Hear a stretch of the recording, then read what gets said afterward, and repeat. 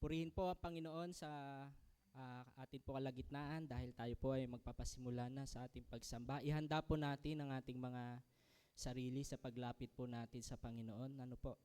At mangyaring paki-turn off po ng ating mga phone upang hindi po makaabala habang tayo po ay sumasamba.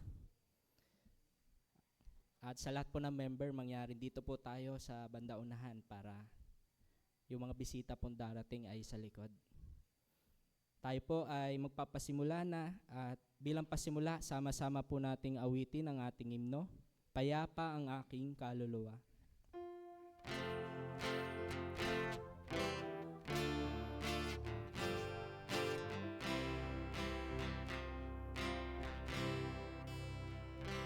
Kapayapa ay ilog na kay tining. O kung may sigwang dumating,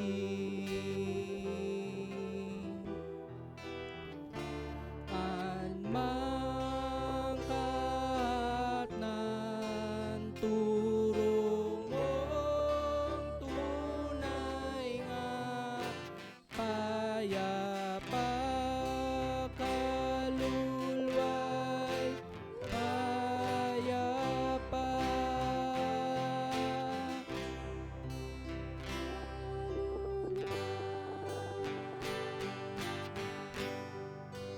Payapa kaluluwa,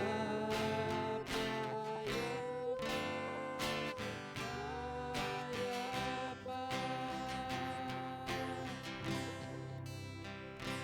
kahit ang maawa at kusa'y dumating, may katiyakan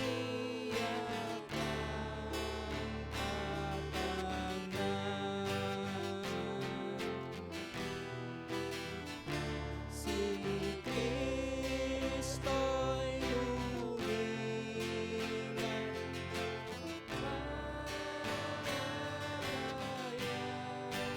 ang buhay sa aking binigay.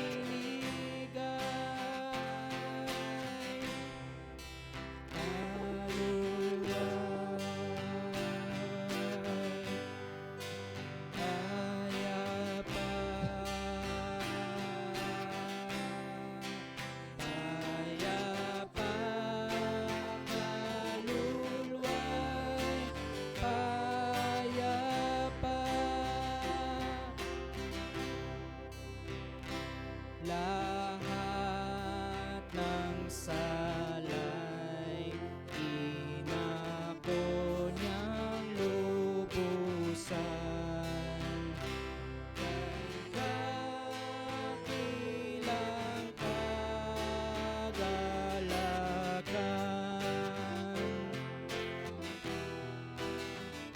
Sa krus natapos ang pasanang laon, purihin aking Panginoon.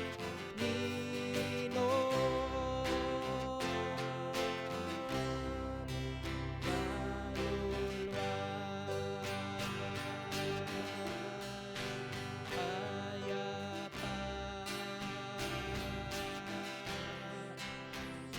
payapa, kaluluwa'y payapa. Sana'y dumating na ang iyong pagbabalik. Tupi na ang pananalig,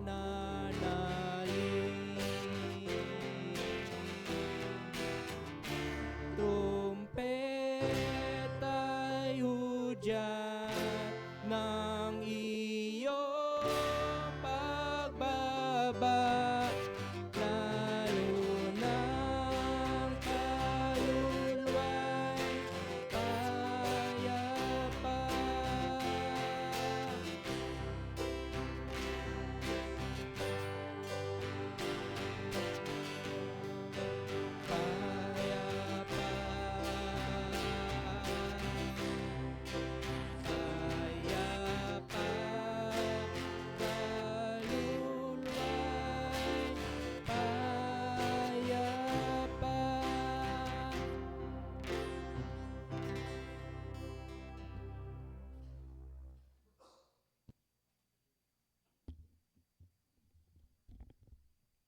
umaga po sa bawat isa.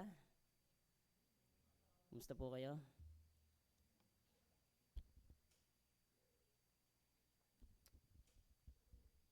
Yan. Bilang paghahanda po sa pagsamba ngayong umagang ito, sagutin po natin ang mga katanungan ito at suriin po ang ating mga sarili. Naririto ba tayo para sumamba o naririto tayo para lang magpahinga? Naririto ba tayo para magpuri sa Kanya o naririto tayo para kumanta o bumida? Naririto ba tayo para sumamba o naririto tayo para sa ating sinisinta? Naririto ba tayo para sa ritual o seremonya? O naririto tayo dahil alam natin na ito yung pinakamahalaga? Ano ang tunay nating layunin kung bakit tayo naririto? Nawa masumpungan ng bawat isa sa atin na nagtatalaga ng kanilang sarili, kasama ang komunidad ng mga mananamba, na ang tanging layunin sa umagang ito ay siya lang ang Diyos na nasa tatlong persona, ang tanging mabigyan ng luwalhati, pagpupuri at pagsamba. Lahat po ay magsabi ng amen. Amen. Yan, patuloy po tayong nagagalak. Dahilan din kung bakit tayo nagpupuri sa Panginoon dahil sa ating mga kapatid na nagdaos ng kanilang karawan. Nung 24 po, si Gayle Mendoza. Yan. September 24 po. Nung 25 naman po, si Frida Abriel Belay. Nung 27 po, yan.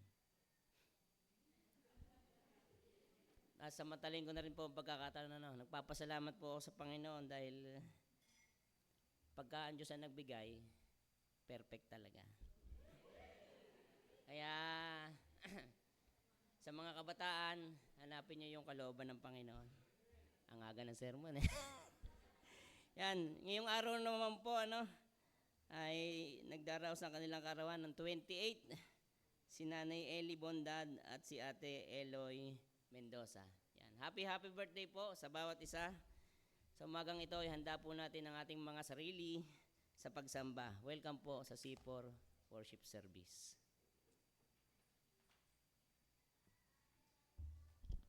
Tayo po ay patuloy na magpuri sa ating Panginoon. Awitin po natin, Diyos ang lakas natin at kanlungan.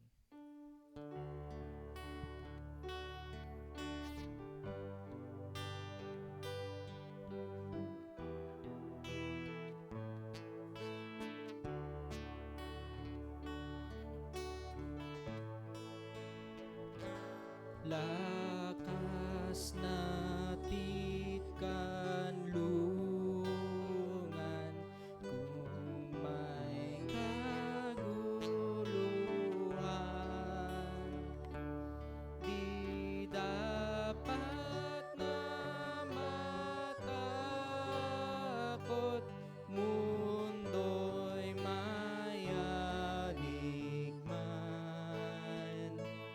Kahit bundok at dagat, mabuwal magimbal. Pag sa banal mong templo'y ligaya'y kakamtan.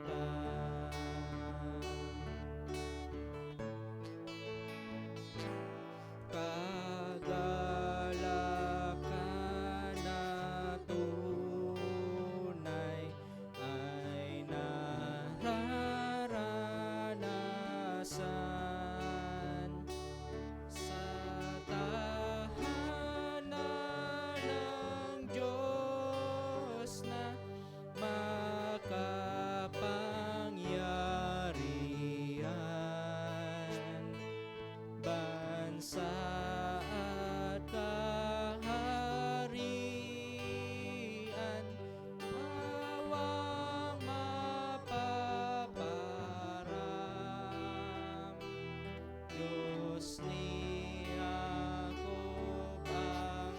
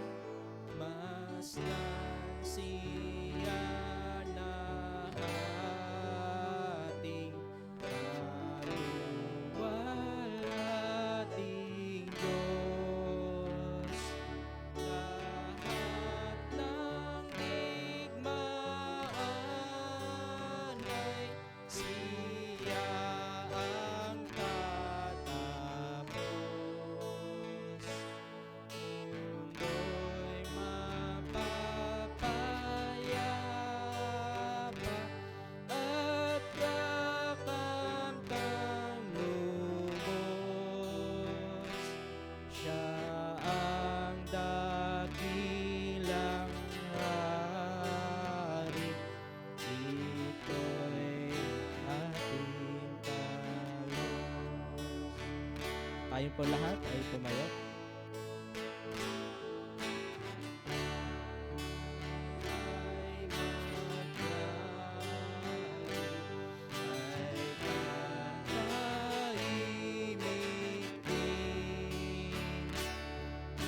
Isang utos ni Jesus, alon ay titigil. Pagkalon ding tinig, bansa'y walang laman. Diyos nang sumasa atin, ngayon at kailanman.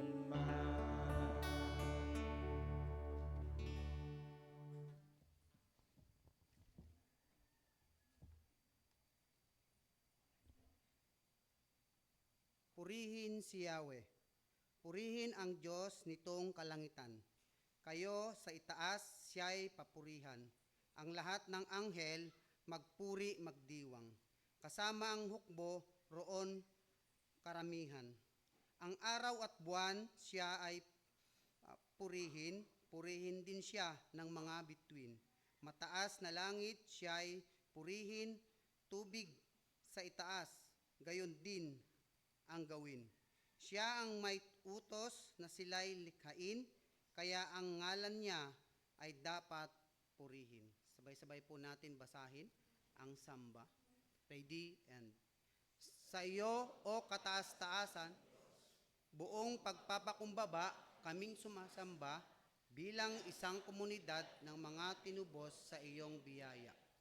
Ang aming pangunahin at pinakamahalagang pananagutan ay ang sambahin ka ng aming manlilikha dahil sa iyong kamanghamanghang gawa.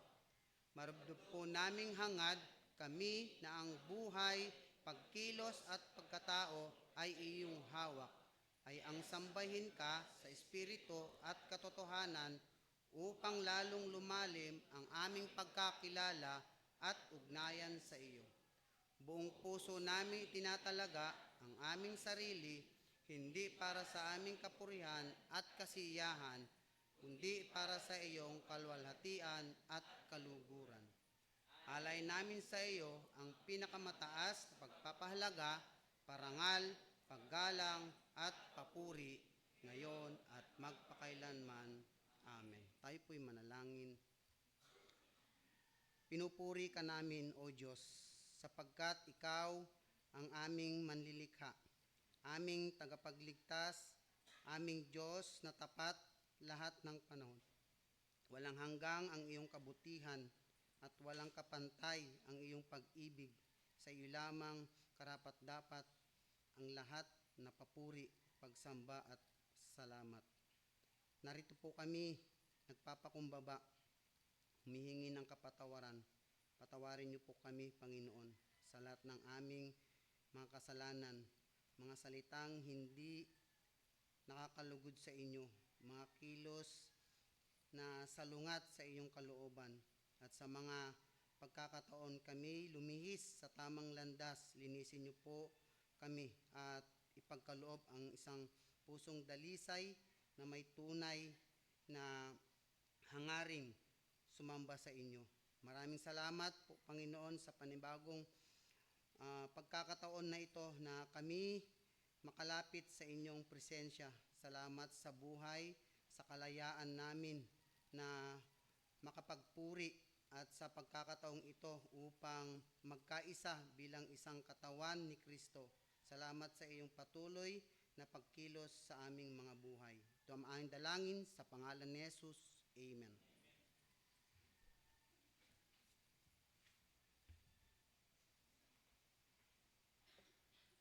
Patuloy po nating itaas ang kabutihan, kadakilaan ng ating Panginoon.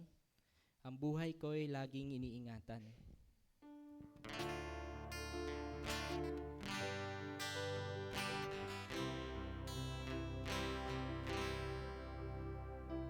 Tunay na kay buti ng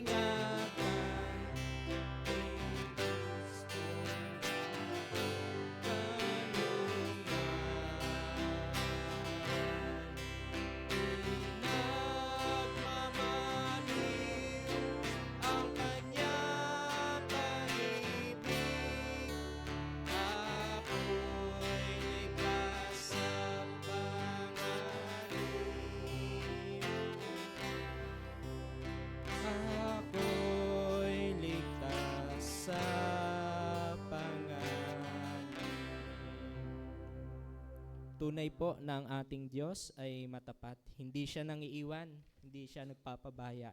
Kaya marapat lamang na sa Kanya ibigay ang pinakamataas na papuri at pagsamba.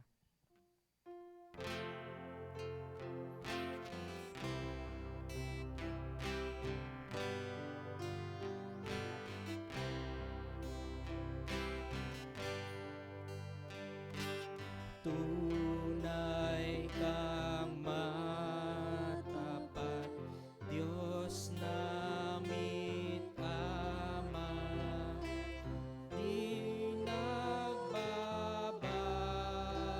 di nag-iiba. Mahapon matanghali na umaga, sa buong panahon matapat ka. Tunay kang matapat, tunay kang matapat, araw-araw aking namamalas ang iyong kabutihang walang tupas. Tunay kang matapat sa pag-ibig.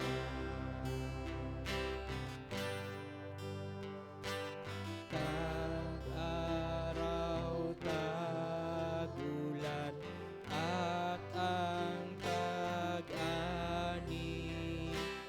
araw at bituin sa gabi, nag-aawit ang langit, sumasaksi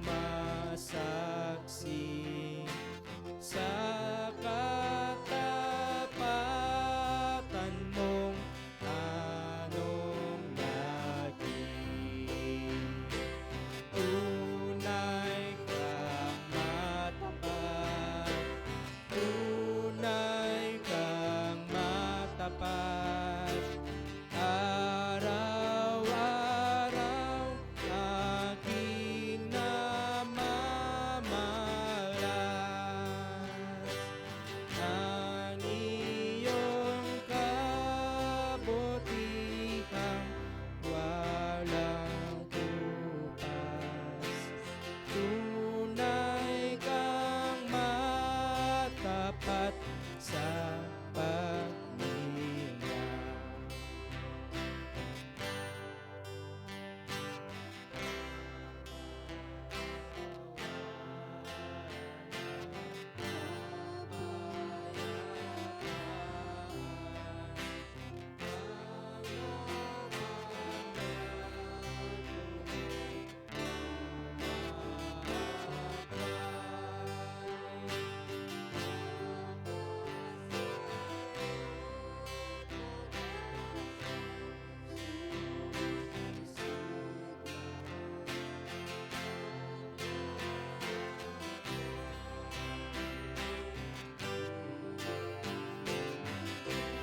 Tunay kang matapat, tunay kang matapat, tunay kang matapat, araw-araw aking namamalas ang iyong kabutihang walang tupas. Tunay kang matapat, tunay kang matapat, tunay kang matapat sa paglinga. Sa Diyos po ang pinakamataas na papuri.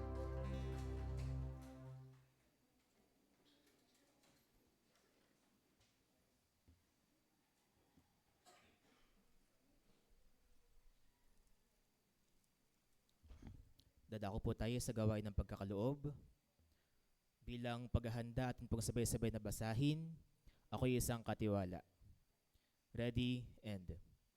Ang lupa ay sa Panginoon at ang lahat ng narito. Ang sanlibutan at silang nagsisitahan dito. Kinikilala ko ang Panginoon na may lalang, may-ari, taga-alalay at tagapamahala sa buhay. Sa Kanya ako'y nabubuhay, kumikilos at may pagkatao. Ang aking buong pagkatao at ang lahat ng aking tinataglay ay sa Kanya. Ang aking panahon, talento, hanap buhay, mga mahal sa buhay, mga material na tinatangkilik ay mula sa Diyos. Bilang katiwalaang Kristiyano, kinikilala ko ang pagiging Panginoon niya sa aking buhay at ako ay magsusulit sa Kanya pagdating ng araw. Ako ay naghahandog at nagkakaloob ng buong puso at may kagalakan para sa Kanya.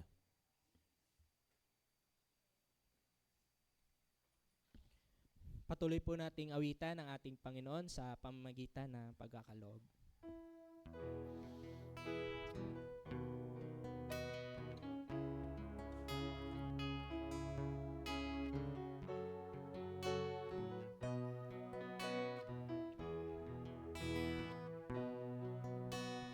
Marami mang hadlang sa aking pagsunod at kadalas ay napapagod.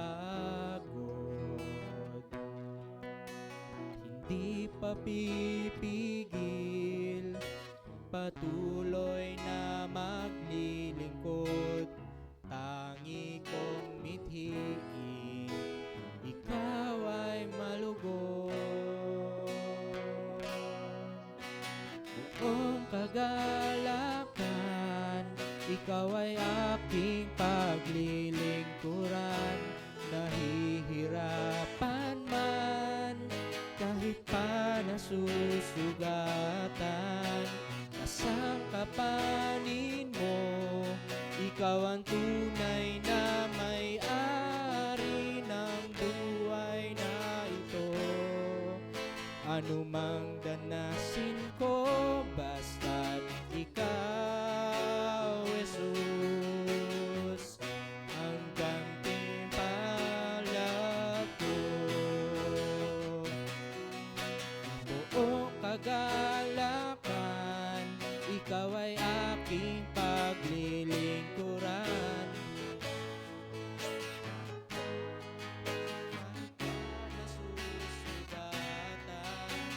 Kasangkapanin mo, ikaw ang tunay na may-ari ng buhay na ito. Anumang danasin ko, ikaw, Jesus, ang gantimpala ko. Ikaw, Jesus, ang gantimpala ko.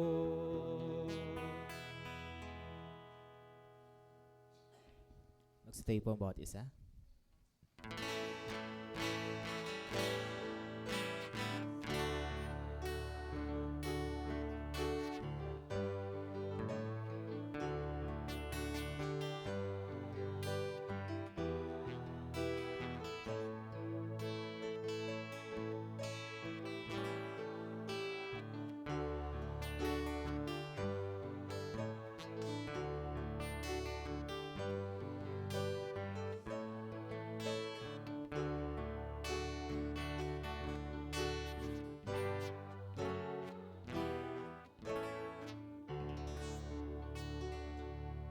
Panginoon, sa iyo po lahat ng kapurihan, pasalamat, pagsamba.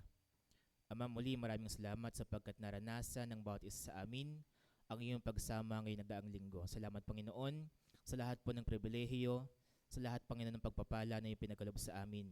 Panginoon, tunay nga po na ikaw ay matapat sa buhay ng bawat isa. Ngayong umaga, Panginoon, niyahandog namin sa iyo mga kaloob na ito. Dalangin po namin pagpalain mo, maging kagamit-gamit, Panginoon, para po sa iyong mga ministeryo. Dalangin po namin karunungan para po sa mga tagapanguna ng komunidad na ito. Magamit Panginoon na meron pong buong katapatan, katalinuhan para po sa iyong mga salita. Ito po ang aming dalangin ng may pasasalamat sa pangalan ng Panginoong Yesus. Amen. Manatili po nakatayo.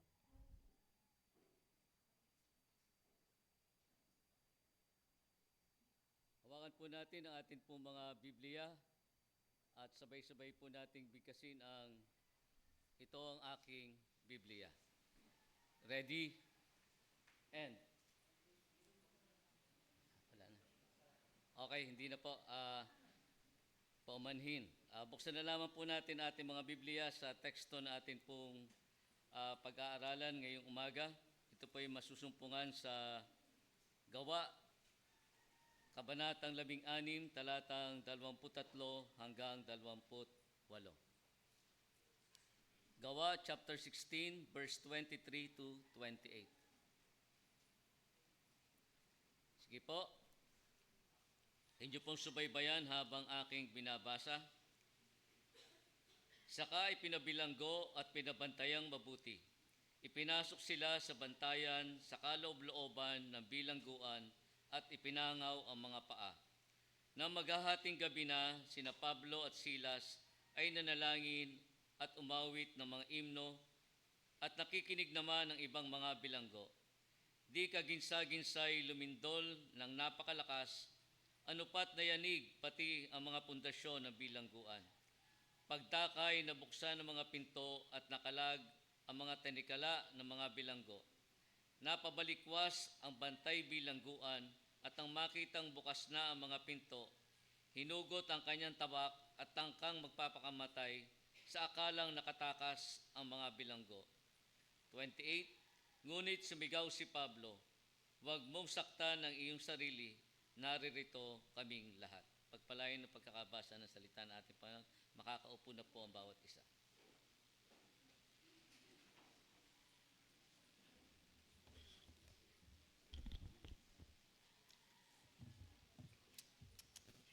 Check.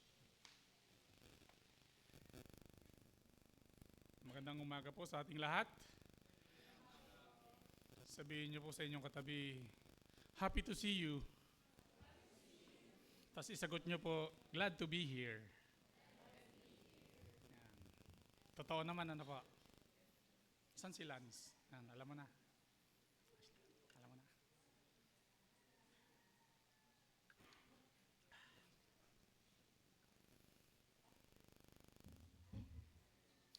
Let's do a memory exercise. Pero bago yon, napansin niyo po yung verse 25 nung binasa natin.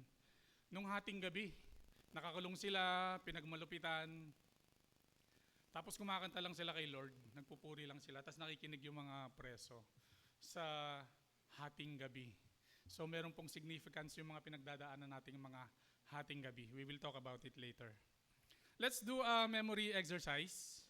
Magbalik tanaw tayo o kayo sa pinakamahirap, pinakamabigat, at pinakadesperadong kalagayan na dinaanan nyo sa inyong buhay.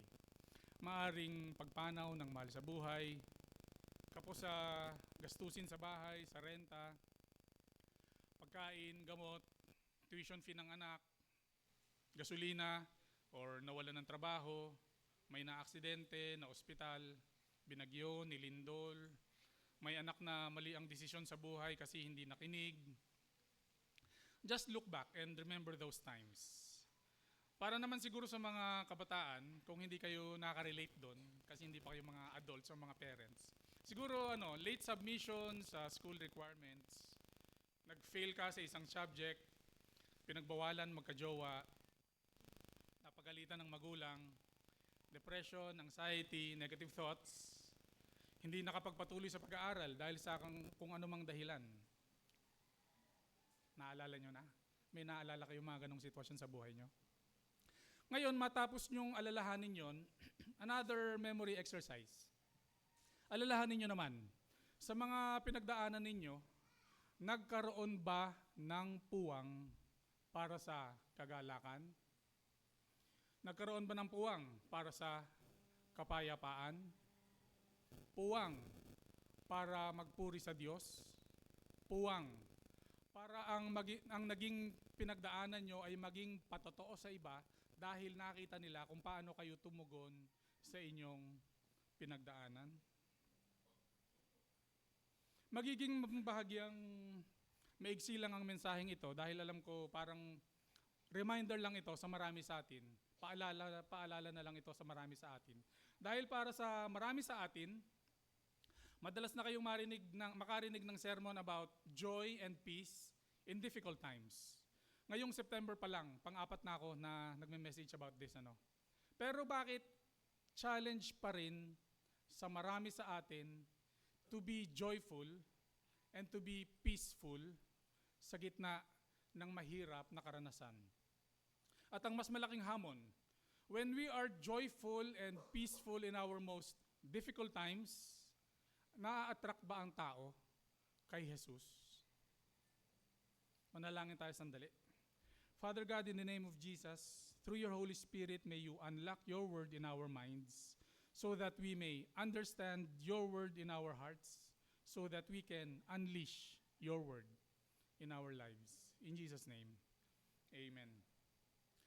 Bilang general background, yung binasa natin sa Acts, ang Book of Acts o ang aklat ng mga gawa sa Tagalog ay isang salaysay ng pagkilos ng Diyos sa pamamagitan ng mga apostol kung paano lumaganap ang ebanghelyo mula sa Jerusalem, palayo, pakalat sa mga lugar na kung saan nasasakop ng Roman Empire. At sa passage natin ngayon, umaga tungkol kina Pablo at Silas, nang sila ay makulong sa Philippi, yung Philippi ay isang area ng Macedonia na sa modern times, sa ngayon, ay part ng Greece, ng bansang Greece. So doon sila nakakulong sa Philippi, sa area ng Macedonia, modern times ngayon sa nasa Greece. Para sa immediate context naman ng ating passage, babasahin ko lang yung ng mabilisan, yung talata before nung passage natin para lang makita nyo kung ano yung immediate context nun. So, bago yung Acts 16:23 to 28, puntahan muna natin yung verse 16 to 22. Isang araw nang kami papunta sa Pook, Dalanginan, nasalubong namin ang isang batang babaeng alipin. Siya'y nakakapanghula dahil sinasapian siya ng masamang espiritu. Malaki ang kinikita ng kanyang mga amo. Malaki ang kinikita ng kanyang mga amo dahil sa kanyang panghuhula. So parang business venture nung amo nung batang alipin na to. Kasi siya ay nakapanghula dahil siya ay may taglay na masamang espiritu. Sinusundan-sundan niya kami ni na Pablo at sumisigaw ng ganito, "Ang mga taong ito'y lingkod ng kataas-taasang Diyos. Ipinahahayag nila sa inyo kung paano kayo maliligtas." Marami ng araw na ginagawa niya yon, kaya't nainis na si Pablo. Hinarap niya ang bata at sinabi sa espiritu, "Iniuutos ko sa iyo sa pangalan ni Hesukristo, lumabas ka sa babaeng yan." At noon din lumabas na ang espiritu. Nang makita ng mga amo ng bata na nawala na ang kanilang pagkakakitaan, sinunggaban nila sina Pablo at Silas, kinaladkad sa liwasang bayan at inaharap sa mga may kapangyarihan.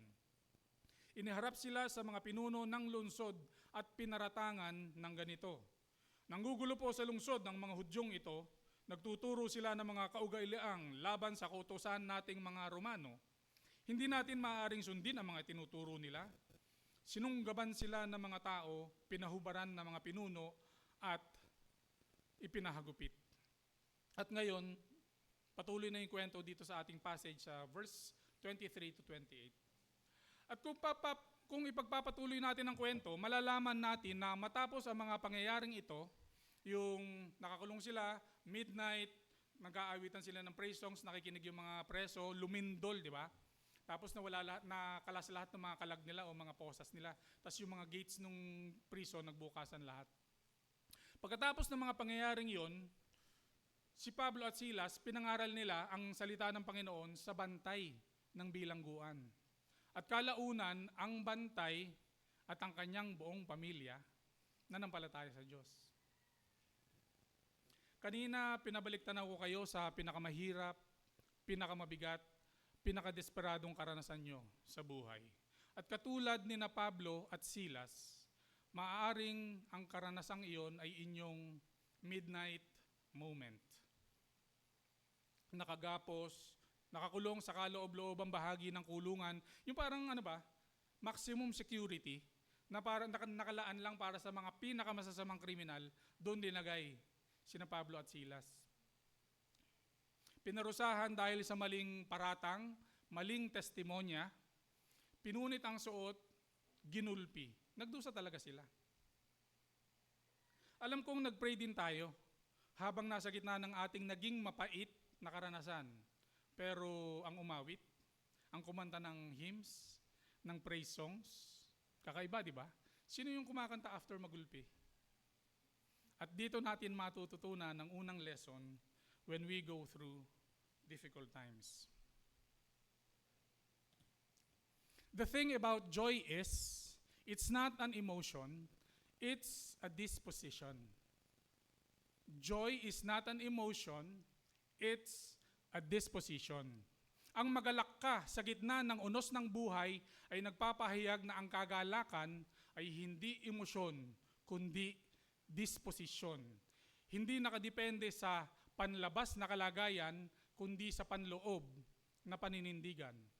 Hindi nakasalalay ang ating joy sa panlabas na kalagayan, kundi sa loob ng paninindigan. At ano itong pinaninindigan natin? Dalawa. Una, pinaninindigan natin na ang Diyos sa nakaraan ay naging mabuti. Tama po ba? Tama po, Pastor. Salamat po sa mga sumagot. Ang paninindigan po natin, ang Diyos sa nakaraan ay naging mabuti. At pangalawang pinaninindigan natin, ang Diyos sa hinaharap ay magiging matapat sa kanyang mga pangako. When we look back, we are certain of God's goodness. And when we look forward, we are sure of God's promises. Napatunayan na niya eh. Ang Diyos at ang kanyang katapatan, hindi nagbabago. May proven track record na siya. Hindi tulad ng mga nasa gobyerno, pag tinatanggi yung kanilang katiwalian, sasabihin, my untarnished record speaks for itself. Mga naks naman, hindi corrupt. Pero bakit hirap tayo na paniwalaan sila, di ba? Pero pagdating sa katapatan ng Diyos, sure ka, sure ako, sure tayong lahat. Kaya kahit ginulpi, iginapos, pinagmalupitan sina Pablo at Silas, nagawa pa rin magpuri at umawit sa Diyos. Kung babasahin ninyo ang buong chapter nung Acts na to, bago pa tayo makarating dito sa Acts 16, basahin nyo lang yung Acts 1 to Acts 15. Kung paano yung pagkilos ng Diyos.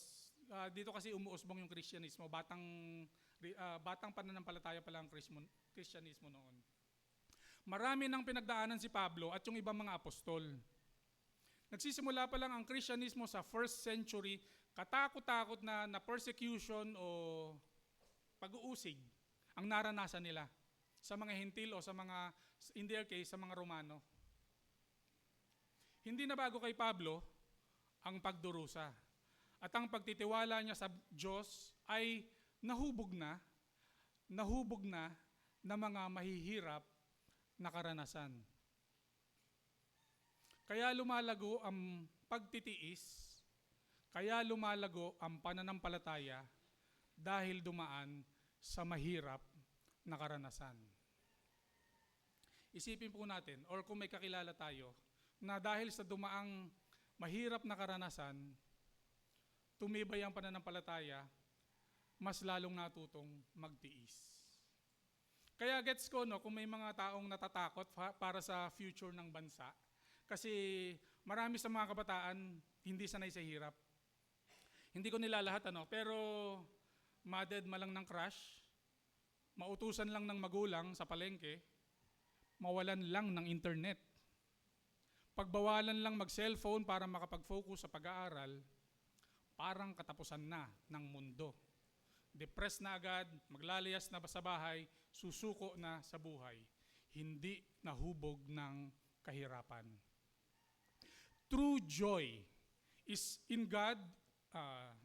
True joy is rooted in God's past goodness, and in His future promises.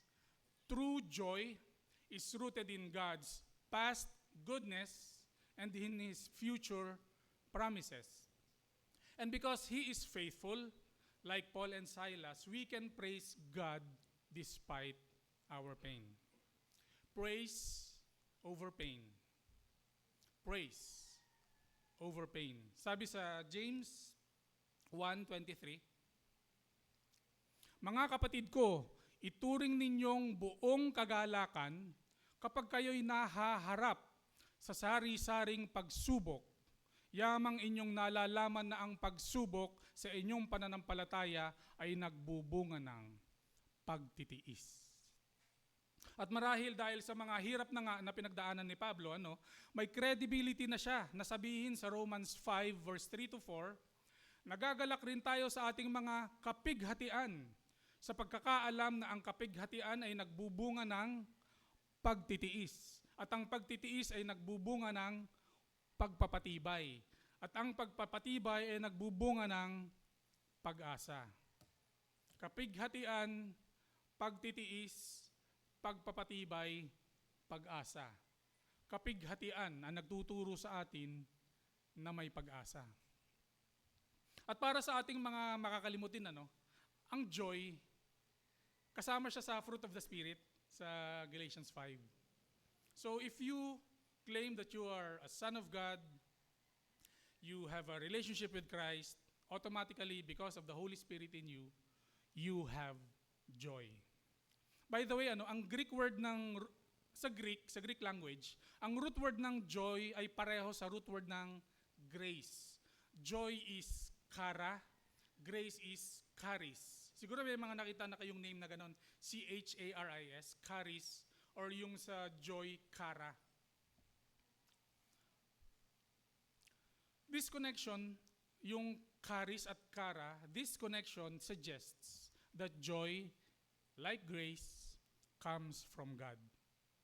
Joy, like grace, comes from God.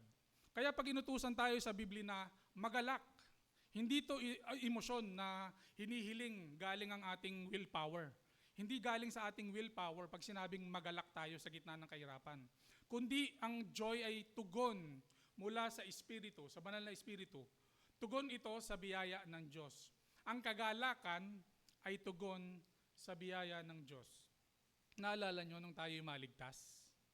Dahil sa biyaya ng Diyos, alam ko, nagalak tayo. Amen? At hanggang ngayon, nagagalak tayo dahil sa kaligtasan na yon. Kaya ang joy, pwede rin maging sukatan, maging measure, maging standard.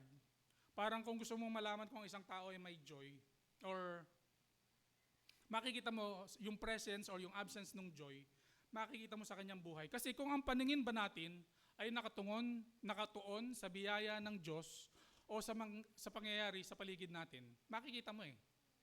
Kung gusto mong masukat ang joy, tingnan mo kung ang tao nakatuon sa kabutihan at biyaya ng Diyos o sa sarili niyang sitwasyon sa buhay. May kakilala ba kayong tao na kitang-kita yung galak sa muka?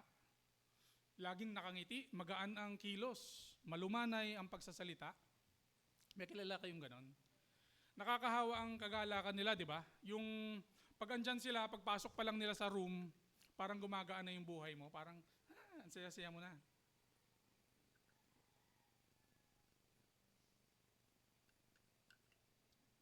Or may naalala kayong mga tao, pagdating pa lang, dyan na naman yan. Yung mga natawa, may kilala kayong ganon. Madalas po sa mga taong ganon, yung parang ang gaan ng kanilang presensya, lagi nakangiti, alam mo may pinagdadaanan pero ang gaan-gaan. Madalas sa mga taong ganon, marami ng pinagdaanan sa buhay. Pero hindi mo mahalata. Dahil natutunan na nilang sumandal sa biyaya ng Diyos at magalak. Tingnan nyo yung katabi nyo kung masaya, kung magalak ang mukha nila. At yung katabi, ipakita nyo yung galak sa mukha nyo. Yan. Maganda po na sa worship service natin, magalak tayo. Mga kapatid, siyasatin mo ang iyong sarili. May galak ba sa puso mo ngayon? Sa ngayon, may galak ba? Kung wala, amen. Salamat po sa sumagot. Kung wala, or kung konti lang, baka hindi mo pa talaga naranasan ang biyaya ng Diyos sa iyong buhay. Kasi minsan, nakikita yan sa muka. Sa Philippians 4, verse 4, sabi ni Pablo, "Magalak kayong lagi sa Panginoon. Muli kong sasabihin, magalak kayo." Ito yung sa English na familiar verse sa atin. "Rejoice in the Lord always." And again, I say, rejoice. Ang kulit, di ba? Parang sinabi, kunwari, Kuya Leo, kumain ka ngayon. Sinasabi ko sa iyo, kumain ka ngayon. Una kakain na. Di ba ang kulit? Pero alam natin sa Bible, pag may inuulit, mahalaga. Di ba? Prominent. Or kung sa rules ng language, fronting ang tawag o foregrounding. So pag inulit mo, gusto mong bigyan ng prominence. So sabi niya, magalak kayo lagi sa Panginoon. Muli kong sasabihin, magalak kayo. Kung maalala nyo, saan nakulong si Paul at Silas? Si Pablo at Silas, saan nakakulong? Sa Philippi, di ba? According sa passage natin, sa Philippi sila nakakulong, tama. At nung sinulat ni Pablo ang Book of Philippians or letter to the Philippians or ang Epistle of Philippians, sinulat niya yon, nakakulong na naman siya. Pero ngayon, hindi na natin alam kung saan. Marami nagsasabi sa Rome or whatever. Pero nung sinulat niya ang Philippians, nakakulong na naman siya. Malinaw kay Pablo that we are to be joyful regardless of circumstance.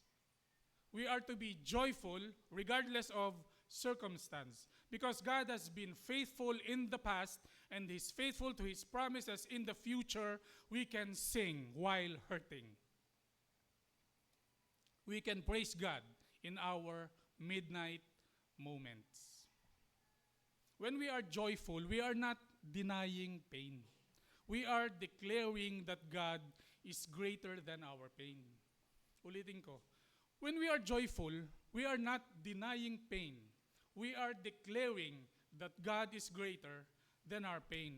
Hindi tayo mga in denial ng mga Kristiyano na, masaya lang ako, sosolve lahat ng problema ko. Hindi tayo ganon. Hindi tayo bulag sa katotohanan ng buhay.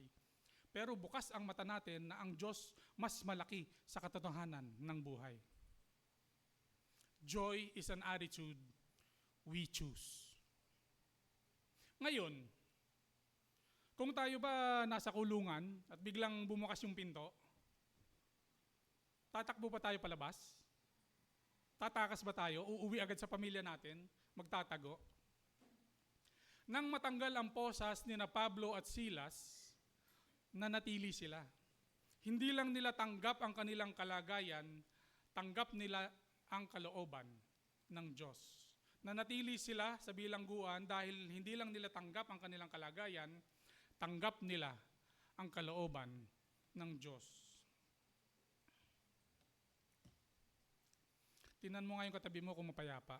Baka sa sobrang payapa, inaantok na yan. Makatulog na. If joy is an attitude we choose, regardless of our circumstance, peace is an acceptance we embrace, regardless of outcome. Ulitin ko yon. If joy is an attitude we choose, regardless of our circumstance, peace is an acceptance we embrace regardless of outcome. Sa Biblia, hindi palaging ibig sabihin ng kapayapaan ay katahimikan o kawalan ng kaguluhan. Hindi ganun ang pagkakaunawa ng Biblia sa peace o sa kapayapaan. Ang kapayapaan sa Biblia ay ang pagtitiwala sa kalooban ng Diyos, hindi man natin ito maintindihan. Ano man ang kalabasan. Sabi sa Isaiah 26 verse 3, iyong iniingatan siya sa ganap na kapayapaan na ang pag-iisip ay nananatili sa iyo sapagkat siya ay nagtitiwala sa iyo. Sa English sabi, you keep him in perfect peace whose mind is stayed on you because he trusts in you. Si Jesus ang pinakadakilang halimbawa ng kapayapaang ito. na kahit sa extreme agony o matinding paghihirap ng kalooban, noong nananalangin siya sa Garden of Gethsemane at inaabangan na lang niya ang kahirapang naghihintay sa kanya, kasama na doon ang pagpapako sa krus, nagawa pa rin niyang sabihin sa Diyos Ama, Father, if you are willing, remove this cup from me. Nevertheless, not my will, but yours be done. Hindi ang kalooban ko, kundi ang kalooban mo. Kung ang joy ay praise over pain, ang peace ay rest over resistance. Ang peace ay rest over resistance. Rest in God's plan and purpose na alam nating mabuti over resistance o ang pagtutol sa kanyang kalooban. Kung tumakas sina Pablo at Silas sa bilangguan, hindi sana nakakilala sa Panginoon yung bantay ng bilanggo, di ba? Kasama ng kanyang pamilya. Hindi nabanggit, pero baka nakakilala rin sa Panginoon yung ibang mga preso na nakikinig sa kanila. Baka nga naging member pa ng Church of Philippi. Baka naging kaisa sa mga sumasamba sa Diyos sa Philippi. At wala sana tayong pinagkukwentuhan ngayon tungkol sa mabuting plano at kalooban ng Diyos. Sa kanilang pananatili ni Pablo at Silas sa bilangguan, napigilan ang kamatayan ng bantay ng bilanggo. Remember, handa na magpakamatay yung bantay, di ba? Kasi di ba alam nyo sa kanilang batas, pag napatakas ng bantay yung mga preso, kung ano man yung parusa ng preso, ikaw ang aako. So, alam natin dito, may mga death penalty siguro kasi handa na magpakamatay yung bantay. Sana nagpakamatay na siya kung hindi lang sinabi sa kanya ni Pablo na huwag mong saktan ang iyong sarili sapagkat naririto kami lahat. Walang tumakas, nandito kami lahat. At kung hindi man siya nagpakamatay, tiyak na mapaparusahan pa rin siya dahil pinatakas niya ang mga bilanggo. So either way, the jailer loses his life. Pero sa pananatili ni Pablo at Silas sa bilangguan, hindi lang naligtas ang buhay ng bantay, naligtas din ang kanyang kaluluwa. Madalas tayong makarinig ng mga taong umaalis sa trabaho dahil hindi na sila masaya. And there seems to be an overemphasis these days on mental health, personal happiness, personal comfort. Yun ang habol natin. Kaya nauso yung mga sinasabi nilang quiet quitting. Sa halimbawa ni na Pablo at Silas, they sacrificed personal freedom and trusted in God's direction by staying in a difficult situation. They rested in God's favor, in His sovereignty, in His purpose. Of course, kailangan din naman nating maging discerning, maging wise at paghingi ng gabay mula sa Panginoon. Pero mananatili ka ba kahit hindi ka na masaya dahil sa tingin mo may plano ang Diyos? Bakit ka nasa gitna ng mahirap na karanasan na yan at kailangan mong magtiis? May mga naging karanasan na ba tayo sa buhay na kinailangan nating magtiis? At kung tumakas tayo doon, hindi natin alam, baka na-miss natin yung kalooban ng Diyos. Baka meron tayong nakaligtaan na gusto palang ipagawa sa atin ni Lord, hindi natin nagawa kasi hindi tayo natutong magtiis.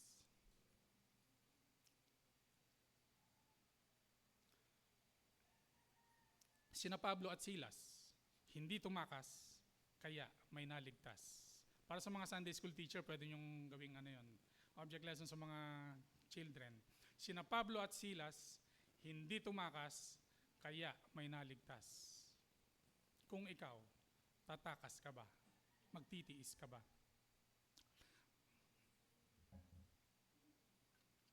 Hindi talaga dito, no?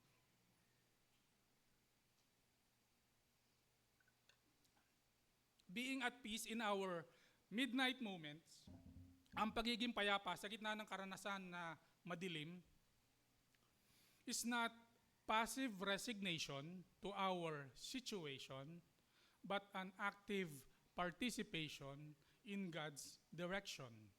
Ulitin ko.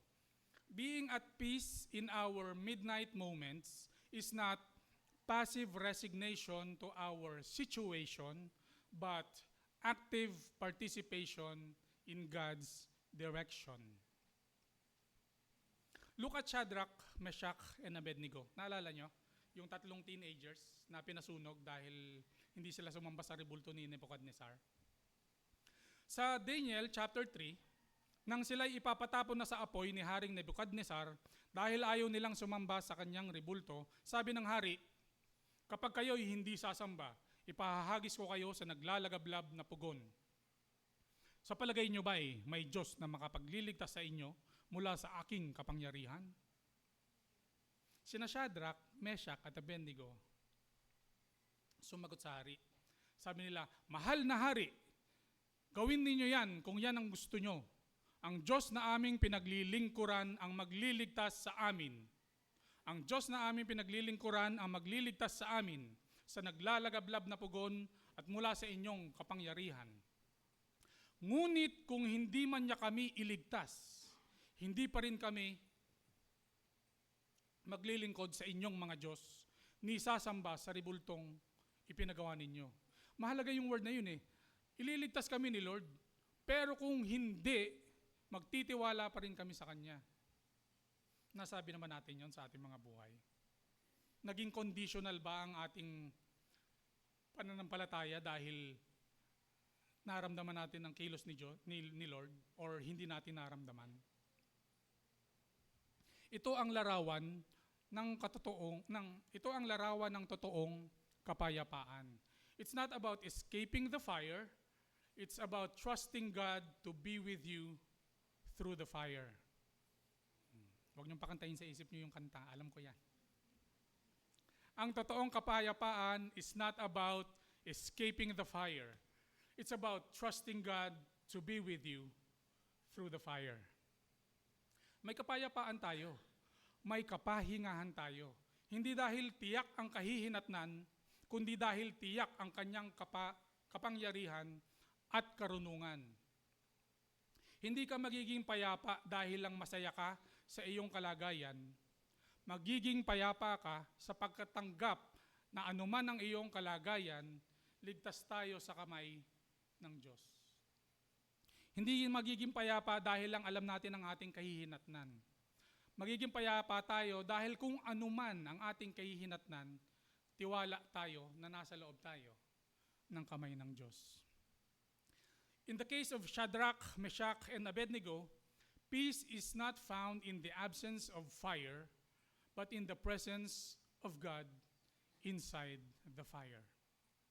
Ito ang isa sa kahulugan ng Hebrew word ng kapayapaan. Ang Hebrew word ng peace o ng kapayapaan, shalom. Alam ko narinig nyo na yon. Ang ini-embody ng word na shalom, hindi kawalan ng gulo, kundi pakikiisa or being in harmony with God and His will. Yung union, yung unity, yun ang ibig sabihin ng shalom. Hindi kawalan ng gulo, kundi yung inangat niya yung mentality, hindi kawalan ng gulo, kundi pagiging isa, pagiging harmony, pagiging in harmony sa Diyos at sa Kanyang kalooban. Sa wikang Greek naman, ang salita para sa kapayapaan ay eirene, or kung English ang pronunciation, Irene, E-I-R-E-N-E, eirene. Ito ang word na ginamit sa Romans 5:1. Sapagkat napawalang sala na tayo sa pamamagitan ng pananampalataya, mayroon na tayong mapayapang eirene, mayroon na tayong mapayapang ugnayan sa Diyos sa pamamagitan ng ating Panginoong Hesukristo.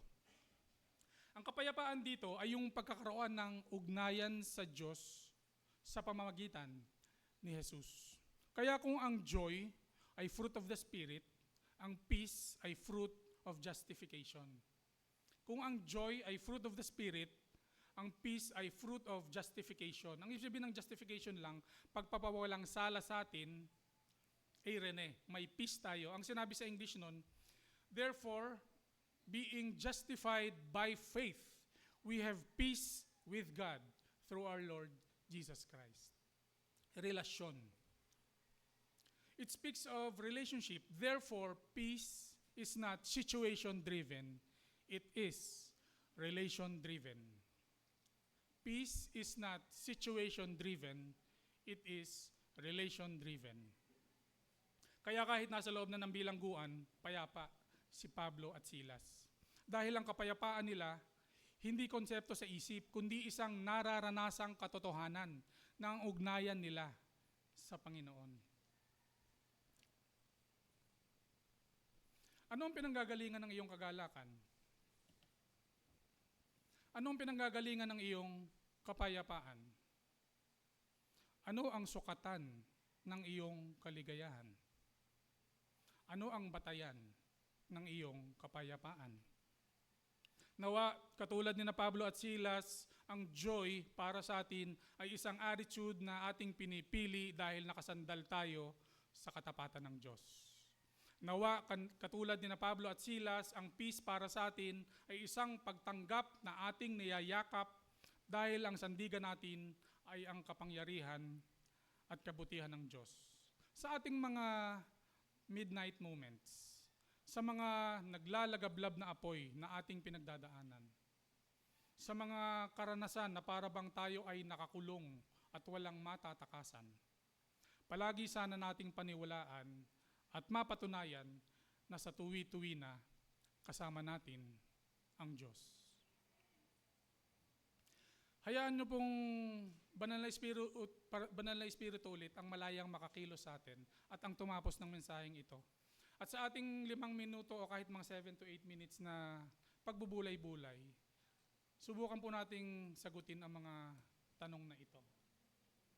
Maraming salamat po sa ating Panginoon.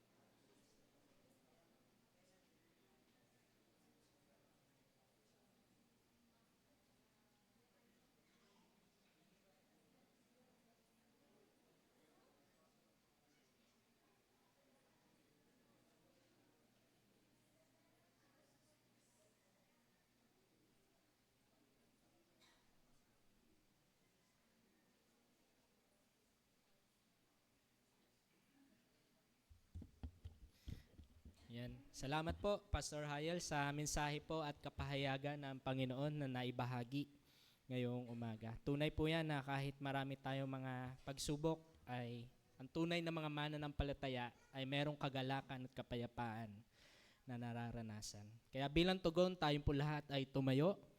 Awitin po natin ang ating response song, Sa Piling Nyo.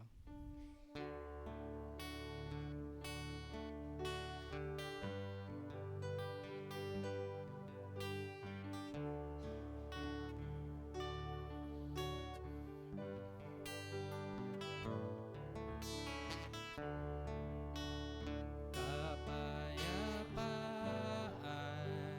nagmumula sa inyo.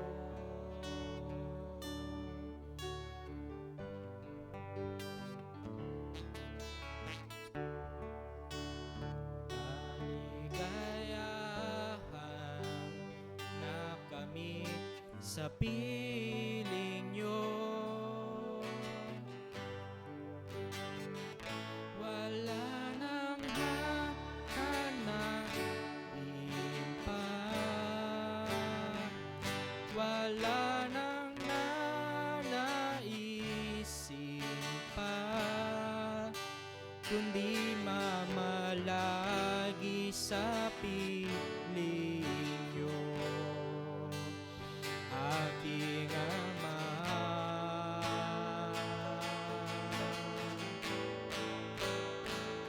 Wala nang papantay sa inyo, nag-iisang Panginoon, siya ang naisin ng puso ko. Wala nang hahanapin pa. Wala nang hahanapin pa. Wala nang nanaisin pa, kundi mamalagi sa piling nyo, aking Ama.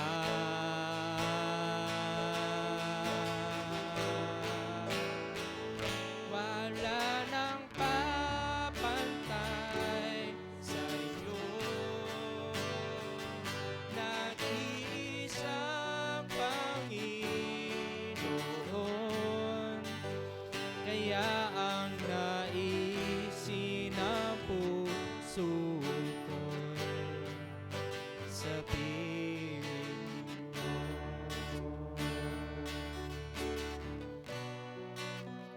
Kaya ang naisin ng puso ko'y sa piling nyo.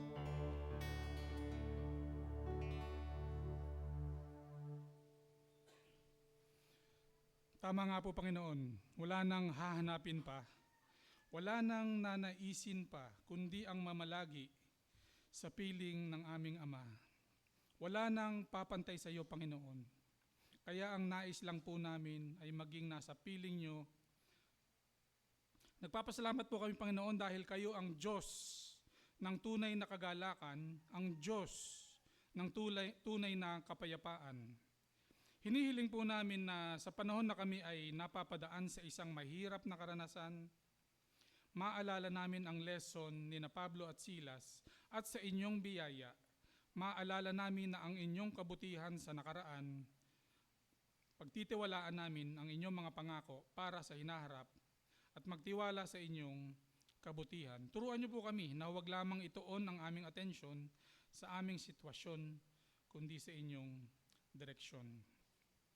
Sa Kanya na makapag-iingat sa inyo upang hindi kayo magkasala, kundi makasunod sa Kanyang kalooban, sa Kanya na makapaghaharap sa inyo ng walang kapintasan at may malaking kagalakan sa Kanyang kaluwalhatian, sa iisang Diyos na ating tagapagligtas, sa pamamagitan ni Hesukristo na Panginoon natin, sa Kanya ang kaluwalhatian, kadakilaan, kapamahalaan at kapangyarihan mula pa noong una, ngayon at magpakailanman. Amen.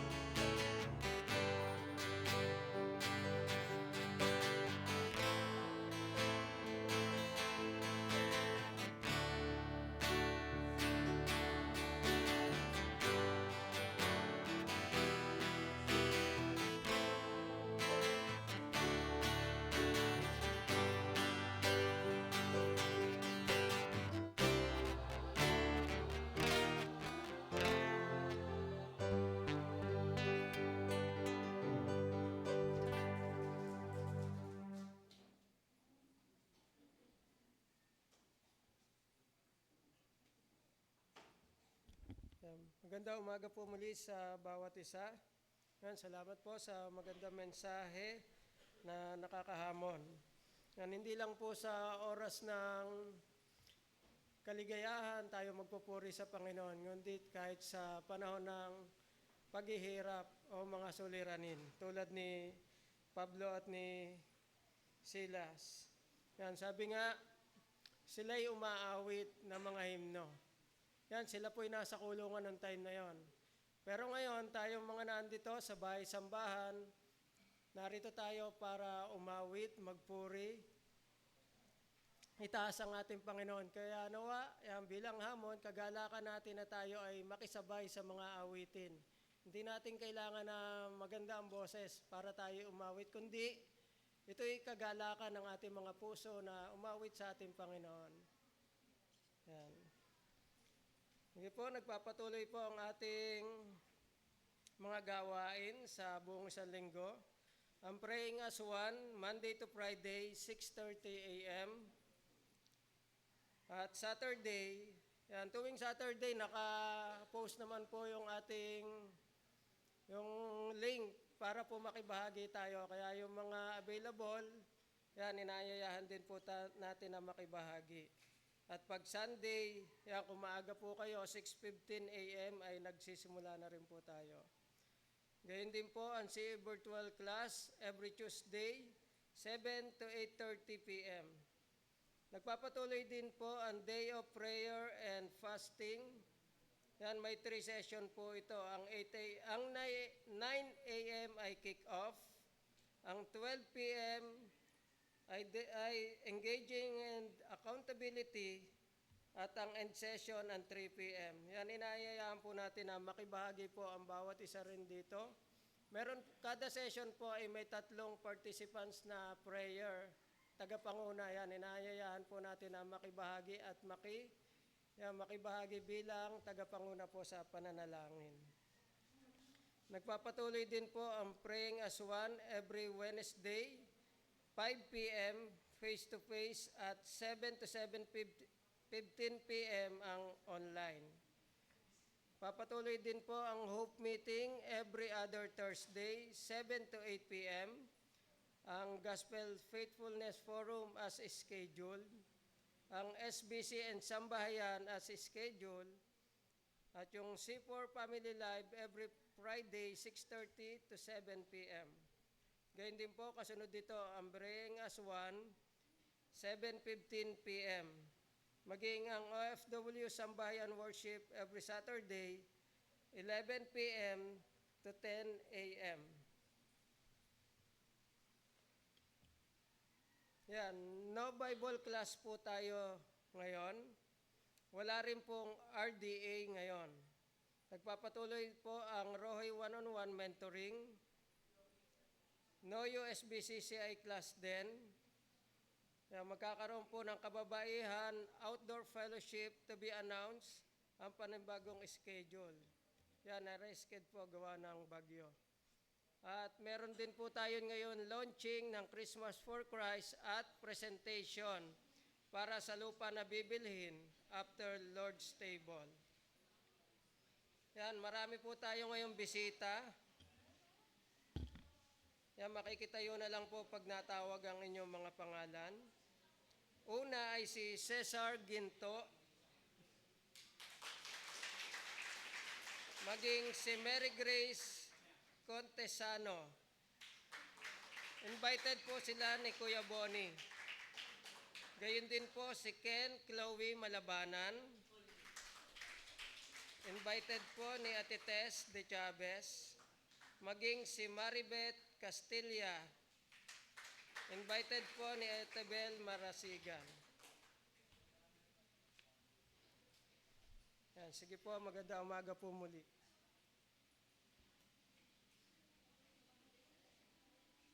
Thank you po, Kuya JR. Tayong lahat po ay tumayo at sama-sama po nating awitin ang ating victory song. Awitin po natin na may kagalakan, tinig ng pag-aawitan.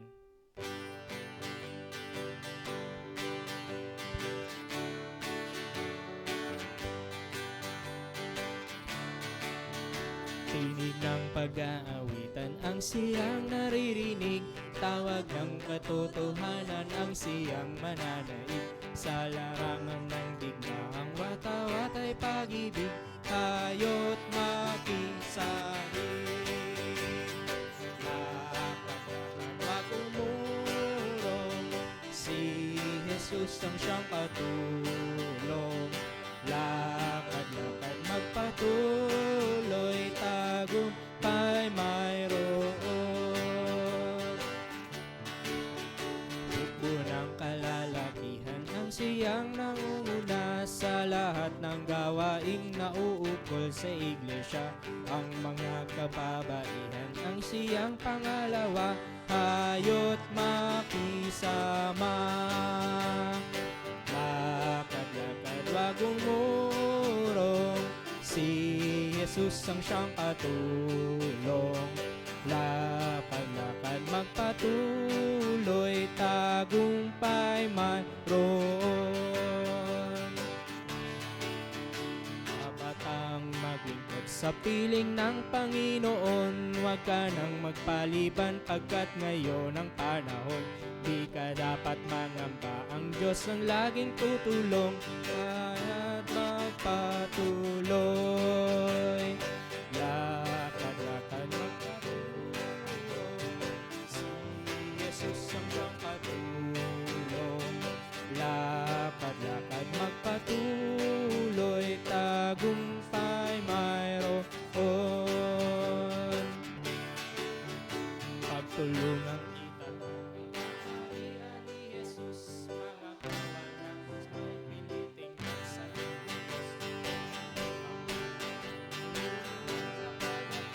ayon ihamok.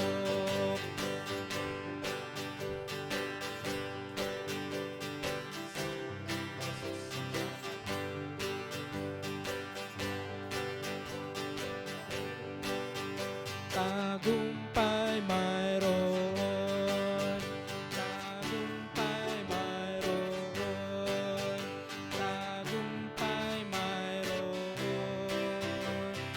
Tayo po'y magpapasimula na sa aming Lord's Table.